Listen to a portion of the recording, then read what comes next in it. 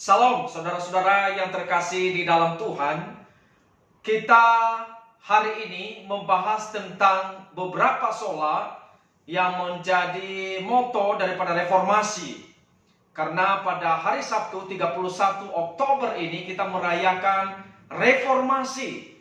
Khususnya kita gereja-gereja reform, gereja-gereja injili mengingat kembali bagaimana peristiwa yang begitu penting di dalam sejarah kekristenan yang telah mengembalikan sebuah kebangunan, baik di dalam kebangunan untuk mencintai Alkitab, kembali kepada Alkitab, maupun di dalam beberapa sola yang lain seperti sola fide, sola gracia, solus Christus, dan berbagai sola lainnya, saudara. Tetapi hari ini saya mengajak kita untuk merenungkan mengenai sola scriptura atau hanya Alkitab. Saudara, ini adalah salah satu hal yang paling ditekankan oleh Martin Luther ketika dia mengkumandangkan, mencetuskan satu hal yang begitu berpengaruh dalam sejarah kekristenan, yaitu adalah tentang reformasi. Maka saudara, kita melihat mengapa Alkitab itu begitu penting. Saudara, Alkitab itu adalah otoritas tertinggi yang telah diberikan, telah dianugerahkan, atau yang telah diinspirasikan oleh Allah kepada kita sebagai manusia, di mana Alkitab itu adalah otoritas Allah yang paling tinggi, yang menjadi patokan, menjadi penuntun bagi kehidupan kita, setiap kita orang-orang yang percaya. Nah, saudara, kalau kita melihat di dalam 2 Timotius 3 ayat 16, di sana dikatakan bahwa segala tulisan yang diilhamkan Allah memang bermanfaat untuk mengajar, untuk menyatakan kesalahan, untuk memperbaiki kelakuan, dan untuk mendidik orang di dalam kebenaran. Jadi saudara, Alkitab ini adalah final bagi kehidupan kita, khususnya di dalam kita menjalani akan kehidupan iman, akan kehidupan kekristenan kita. Bagaimana kita bisa mengenal Allah, bagaimana kita mengenal keselamatan, bagaimana kita mengenal Kristus.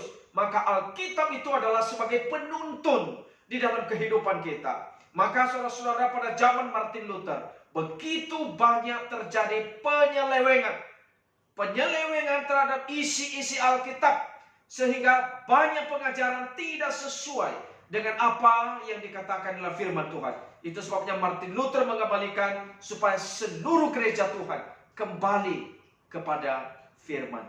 Nah, saudara, kita melihat Alkitab itu adalah diinspirasikan oleh Allah sendiri. Ya, inspirasi itu adalah cara di mana Allah memampukan penulis-penulis, yaitu manusia dari Alkitab, untuk menulis semua perkataan di bawah pengawasan Allah sendiri.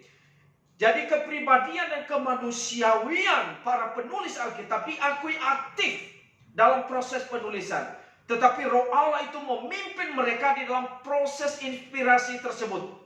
Karena itu apa yang ditulis bukan semata-mata tulisan mereka sendiri, tetapi firman Allah yang sejati, saudara. Sehingga otoritas Alkitab berakar dan berdasarkan pada fakta bahwa Alkitab diberikan melalui inspirasi Allah sendiri. Nah, saudara-saudara, kita menerima Alkitab ini sebagai otoritas bagi kita, saudara, bukan karena melalui gereja atau karena hal-hal yang lain.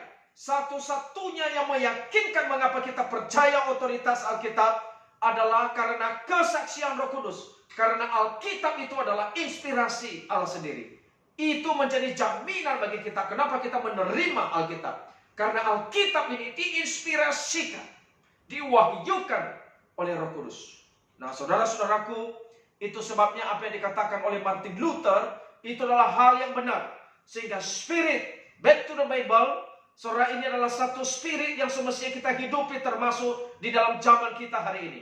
Saudara, kalau kita melihat penyesatan, penyelewengan terhadap ajaran Alkitab juga dipenuhi di dalam zaman kita hari ini. Banyak sekarang pengajaran yang menolak pengajaran Allah Tritunggal. Bahkan ada juga yang menyamakan Yesus Kristus sama dengan pribadi Roh Kudus.